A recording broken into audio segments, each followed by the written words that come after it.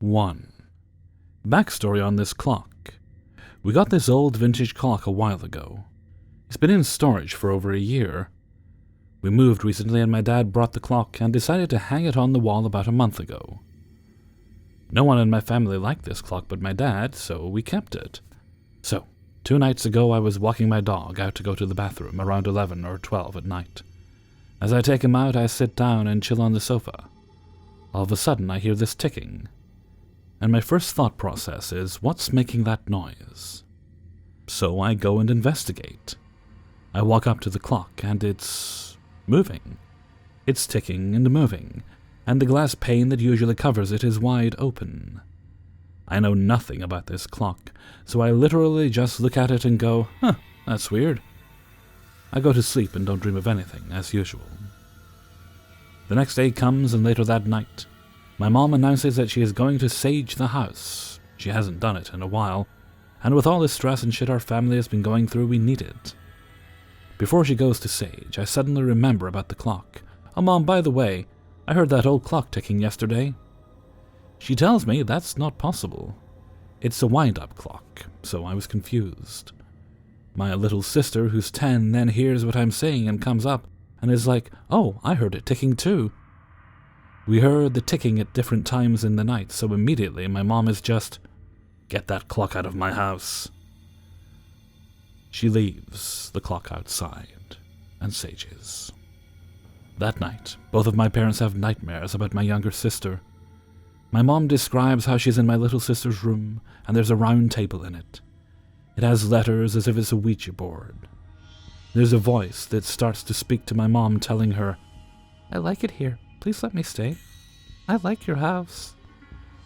Now, my mom is very sensitive to presences and everything. There are times where she grabs things at Goodwill and flinches and tells me that whoever had that was bad. She's been in a car my dad bought to resell and literally started to cry and told him she'd never go in it again. When he got the papers for that car, it came with the title and the owner's death certificate. He died in the car. Anyways, my mom has experiences of getting shit out of her house due to the dumbass things my dad buys and brings to them. She begins to pray very strongly and tries to get him out. The thing comes back, and once again my mom gets him out, imagining as if she was burning him. The thing returns again, and my mom starts praying so hard that she's starting to wake up from her dream.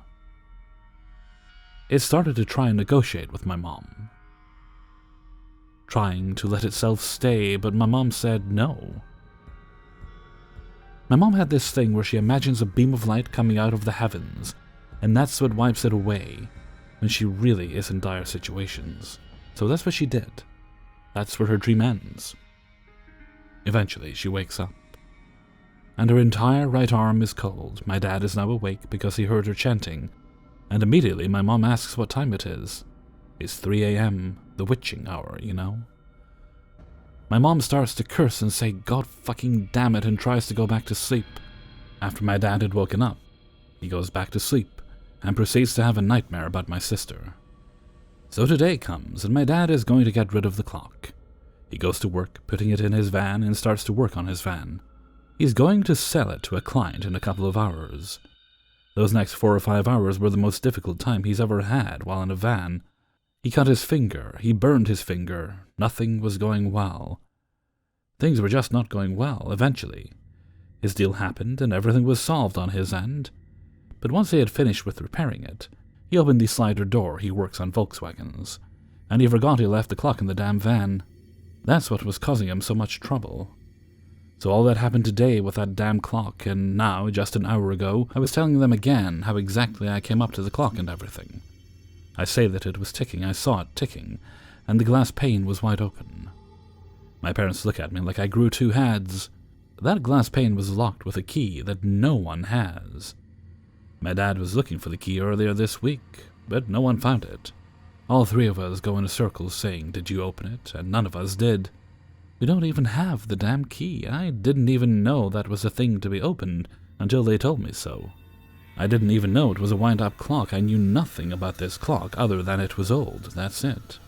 There's also no way my little sister could have opened it because 1, she's too short, and 2, she does not care for the clock at all. None of us did. So in conclusion, we had this fucking weird-ass clock that somehow opened and somehow was on, with 2 different witnesses and no one knowing how the hell it was opened. Right after my mom saged that night and put it outside, the thing came at my mom in a dream. Please do be careful with stuff you buy and bring into your households. If you don't get a good vibe with it, don't buy it. Fortunately, my mom knows what to do, and by extension, I kind of do too. But I know some people don't. Luckily, I am closed off and cannot feel anything, but my little sister is also sensitive to things like my mom, and is hearing things from them.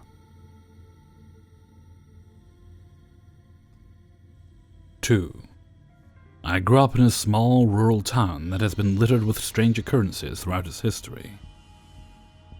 The town was established in the early 1800s and is situated in a valley. The original cemetery had to be dug up and replaced a few kilometers outside of the town, because more than once when the town was struck by bad flooding, people had to witness the grisly sight of unearthed coffins and bodies floating down the main street. There were also many cases of various people later attempting to expand and renovate their basements and finding human remains when they dug into the dirt below. Anyway, this is what I and my ex-girlfriend personally experienced. And in my father's 110-plus-year-old house. It is a big house, and the upstairs and downstairs almost give off a presence of being disconnected from each other. With how it is set up, my dad sleeps downstairs and I will sleep upstairs. Also, I have asked my dad if he has heard or seen anything in the 15-plus years living there, and he says he has not. We will touch on this more later. Number 1. Waking up in the middle of the night with my bed shaking, but myself not. I know this for a fact because I was clearly awake for about 7 seconds and the bed still shaking. Number 2. Being on the verge of falling asleep and having different voices calling out my name quietly. Number 3. One night I couldn't fall asleep because of constant pacing sounds right outside my door in the middle of the night. Every so often stopping outside my door. It would stop when I got up multiple times to see what it was. Number 4. Footsteps coming up and going down the stairs in the middle of the night. Myself and my ex heard this. Number 5. My ex called me one day shortly after I left to grab something because she was the only one in the house. And when she was downstairs watching TV, she said it sounded like a metal bowl fell and was being dragged on the floor. I came back to investigate. Found nothing out of the ordinary. Number 6. One night when I was sound asleep in my bed, my ex woke me up crying, telling me she had felt something grab her foot while she was laying beside me. I calmed her down and fell back to sleep. 15 or so minutes later, she woke me up terrified again, saying she had heard something growl at her. We went and slept downstairs in the living room. Number 7. Seeing shadows moving on the wall on their own. What I mean is, for example, me staring at the wall and seeing a shadow just move away on its own. Number 8. Watching my elderly, near-blind dog track something slowly through an empty room as if she was looking at it. Number 9. Doors slamming shut, opening on their own. Not directly related to the house itself, but continuously seeing a faceless being, once in real life when I was a little kid about 4 or 5, and infrequently afterwards in dreams. Extra. I don't know if this was paranormal, but it was still very weird. In my dad's house, spiders are a bad problem in the summer. Almost a yearly infestation in the attic that no one goes into, that spills into the second floor. One day I'm having a really weird, almost lucid-like dream where my mind was going from room to room around me on the second floor. Eventually, it just flashes back to me in bed, still dreaming, but from first person. I looked down at my phone beside me.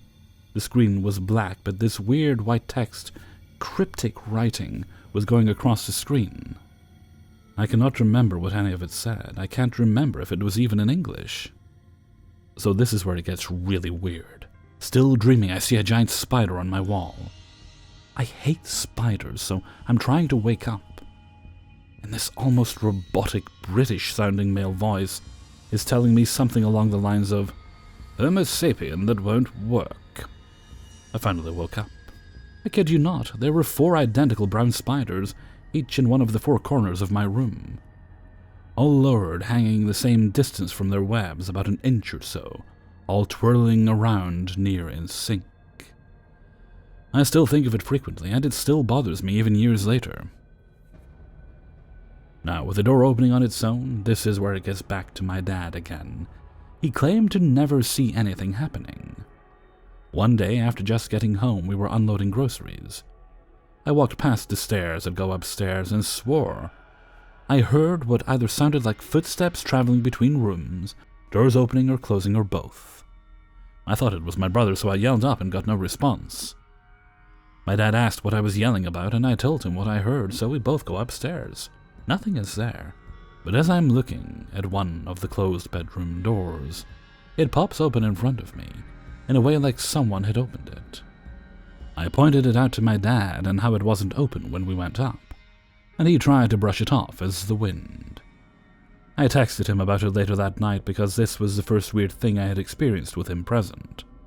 He tried justifying it as a wasp in the door with the wind, and I dropped the subject.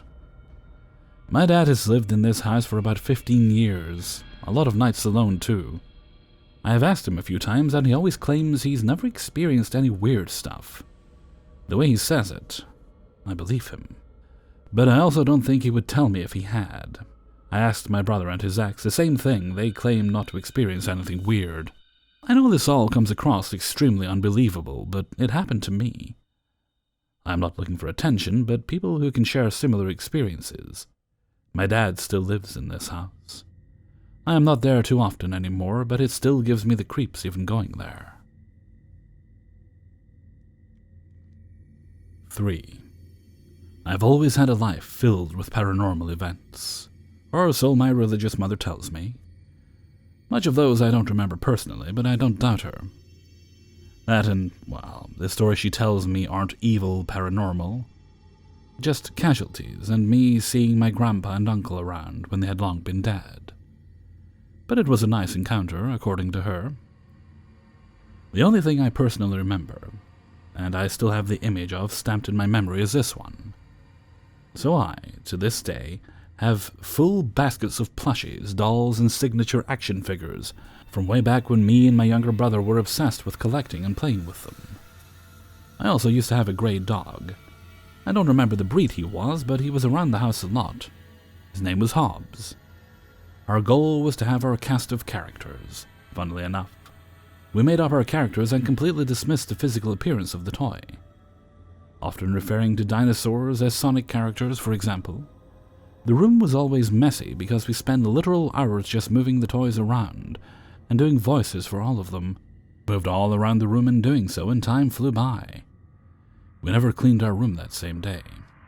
One day, after a play session, we were told to clean up after the mess we had done the day before, and so we did. I crouched to see below the bed, and midway through, something moved. I swear on my life, I saw this thing slither around like it was my dog, Hobbs, crawling out of the bed. Instinctively, I greeted him and waited for him to come out, as he normally would, but he didn't. I quickly ducked further to see what was going on, and found that what had moved was a plush. I couldn't speak for a moment, and just glared at my brother across the room, hoping he somehow had seen it. He heard me say the name of the dog, and was equally surprised that the dog was in the room, as we often closed the door. Being the older brother, I didn't want to scream and leave the room in horror, because I knew that would really set the alarm off for my brother. He was really sensitive to the paranormal, and never coped well with it. So I just told him to get out with me, and we played some Wii afterwards. I didn't pick up this gray plush until the night. This is a bit blurry, though. I think he may have picked it up, because I don't remember confronting what I saw myself. I still vividly, as I write this, remember how it moved. It simply slithered forward by thumbing itself side to side. It was the villain from the first Kung Fu Panda movie, so his back, the side I saw, was spotted gray and looked exactly like my dog's paws. I swear he moved and even went to confess it to my brother once we were way, way older, past the point of minding that we no longer had an option for a plushie to play with.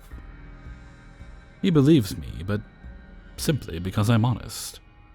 I feel he doesn't really measure what I saw. Remember how I talked about my mother speaking to me about how I saw dead relatives? Turns out she had a brother that died at age 2 due to heart complications.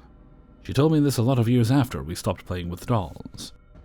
To keep it simple, what happened was that another mess was made in my room, but my mother wanted me to pick things up as fast as possible because guests were coming. And for some reason they wanted to come and check me in my room. At this time, I was 2 years old, so my brother hadn't been born yet. It was just me playing. I did so. She left the room.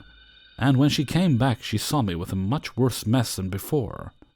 She got mad and asked why on earth would I just undo what I had been doing for an hour or so. I told her my Uncle Raphael had arrived to play with me. That same uncle that died at the age I was, that my mother hadn't even mentioned to me yet. She still hasn't come up with an idea of how I could just know his name from thin air, and so truly believe that I saw a kind of gentle and infant spirit who knew who I was and just wanted to play with me. My mom always feels glad and heartwarmed every time this story is mentioned, because it makes her happy to know that my uncle is still there with us and, according to her, took care of me when she couldn't.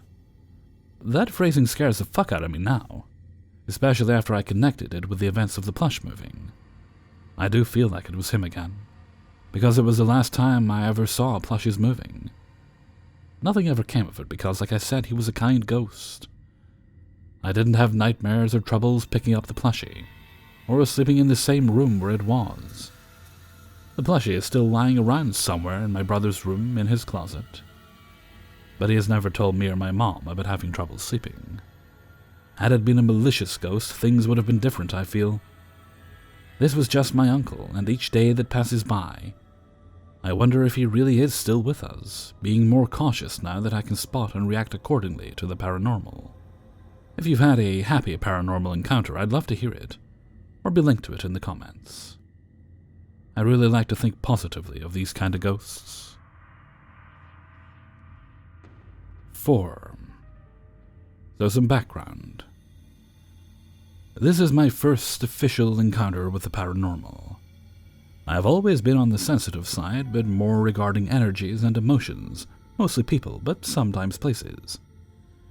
I don't see auras or colors.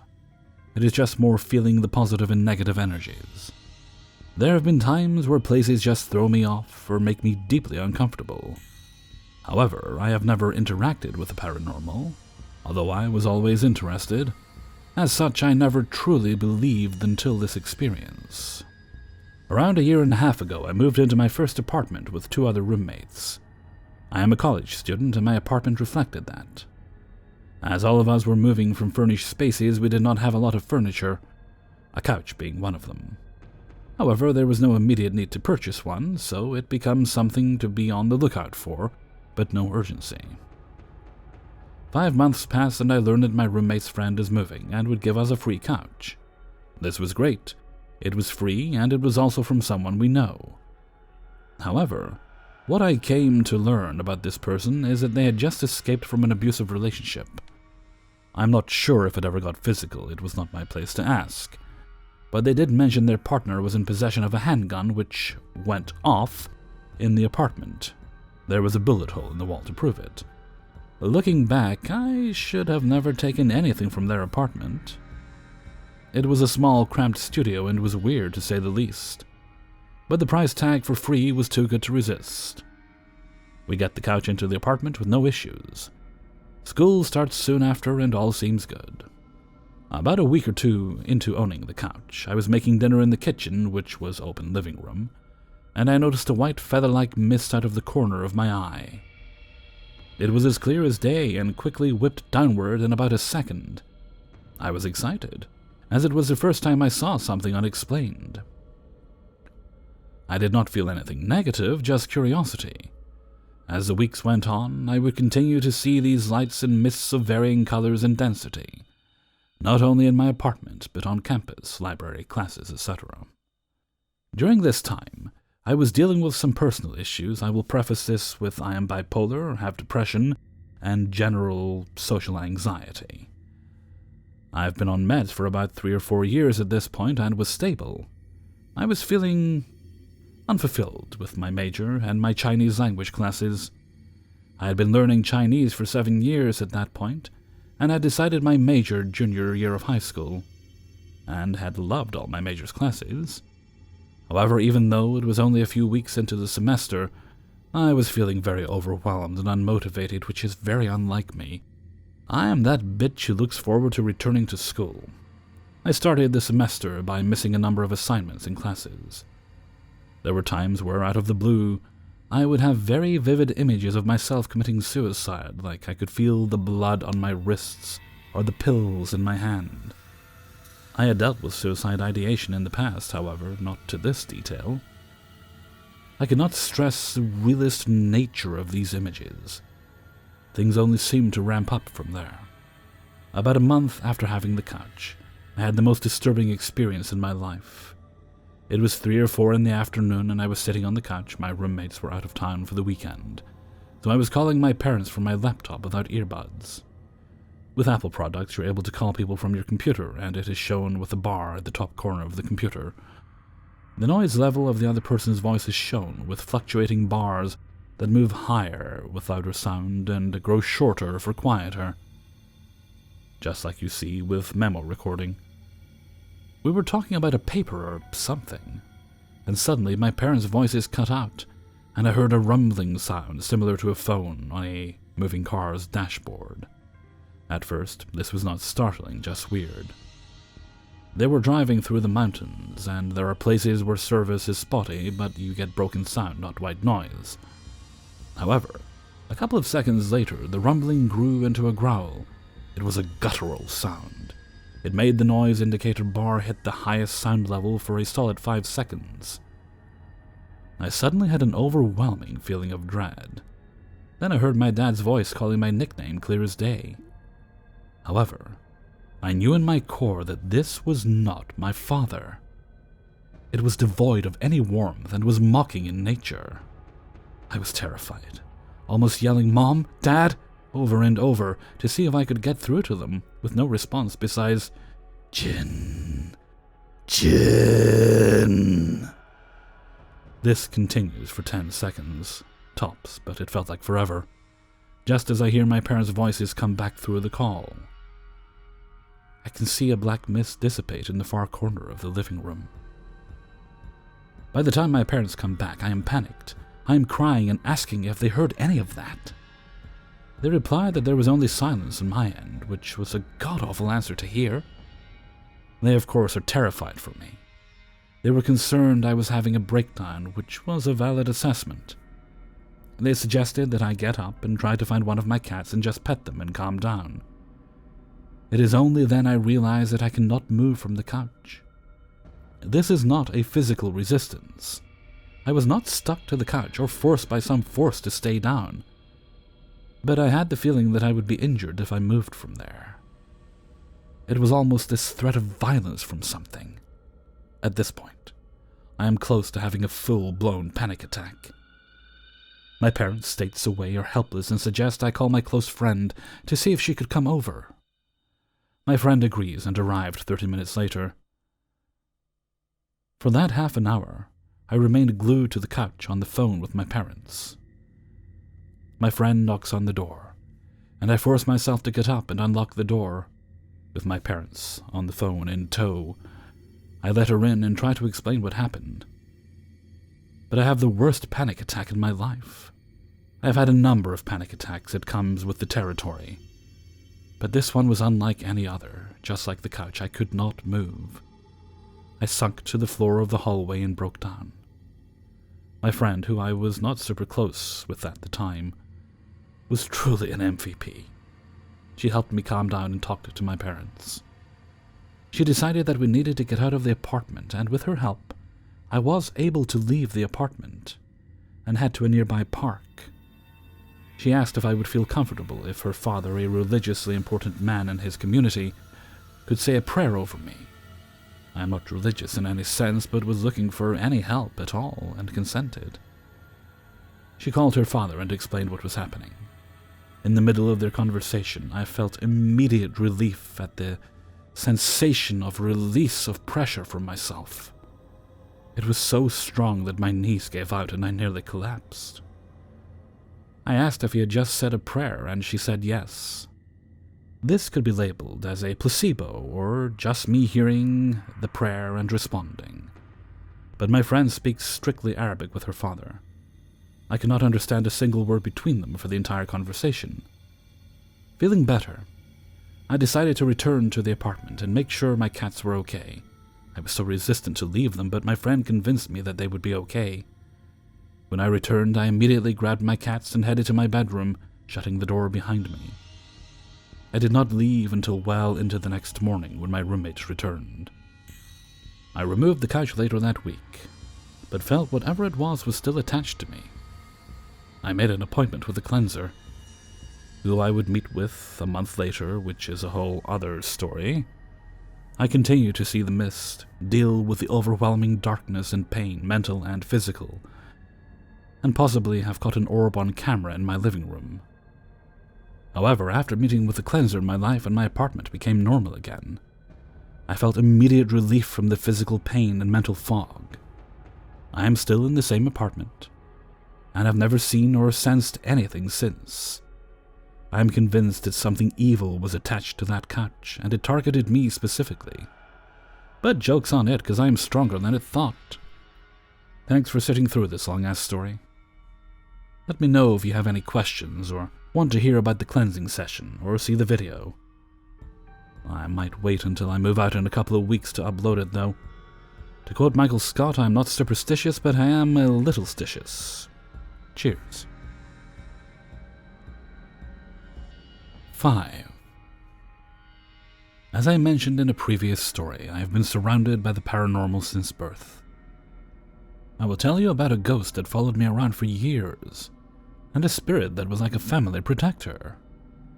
When I was young, my mother told me about her ex-husband's time in the Navy. He was a Navy SEAL before they were called such. He was in Vietnam and had a horrible experience that involved him getting injured so bad that his unit thought he was killed.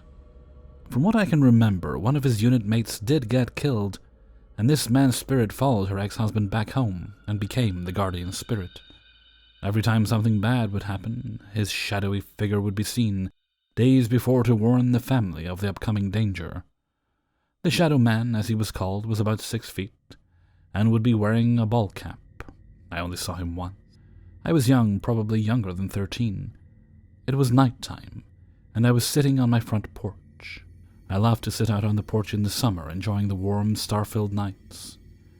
As I was looking out in the night, I happened to see a dark shadow within the shadows across the street. It was standing near the 8-foot wooden fence under the mature trees. I knew exactly who it was and told him thank you for the warning. He then faded away. I can honestly tell you I do not remember what the reason for his visit was. Now the ghost that has followed me around started poking around about 2002. I started noticing movement when I was reading in bed. It would zip past me, going from the corner of my bedroom into my walk-in closet bathroom, then come rushing at me, stopping short of my book. I told him I say him because that is what energy I picked up from him. That he is more than welcome to hang around, just please don't mess with me while I am reading, showering, or sleeping. He accepted this. I would have things go playfully missing. I would look for them all over my room and backtrack my steps, only to find them right where I had left them in the first place, mostly my keys or hairbrush. My mother knew about him, and said she had sensed him. She wasn't bothered by him at all. There was only one person he did not like and purposefully scared. That would have been my boyfriend at the time. He was a big POS, come to find out later. Lied to me and a girl up the street that he had apparently been dating for over 2 years. My ghost knew he was no good, so the boyfriend and I were laying on my bed talking about spooky stuff when I told him about my ghost.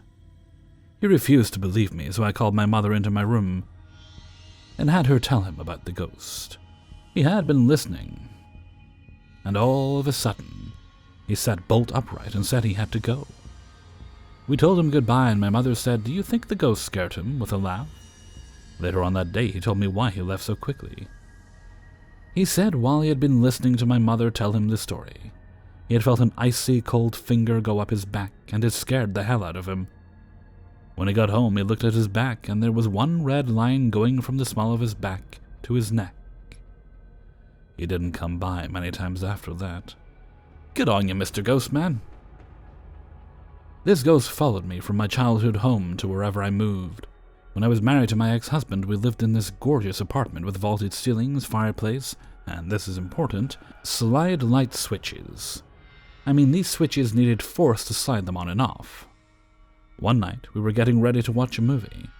I prefer to watch movies or play games with some sort of low light in the background, so I had the small recessed light above the fireplace on.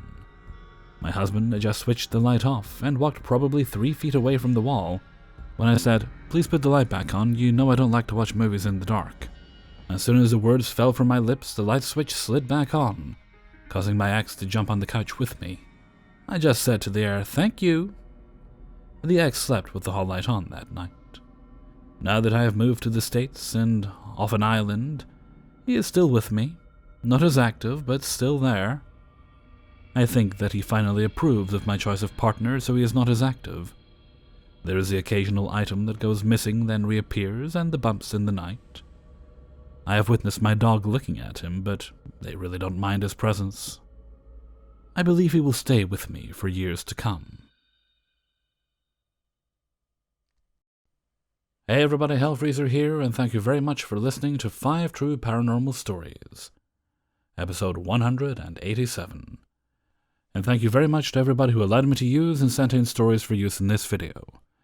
If you yourself have a story you'd like me to use, then please do send it along to kingofthecities@gmail.com. And you can find that email on the screen right now and in the description of just about every video. Okay, I'm going to keep the outro short here because I have another video to record. And I'm trying to stream while doing it, but things are being dickish. The chat at least seems to be working again, that's good. Okay, I'm going to head off for now. So until next time, thank you very much for listening, and take very good care of yourselves.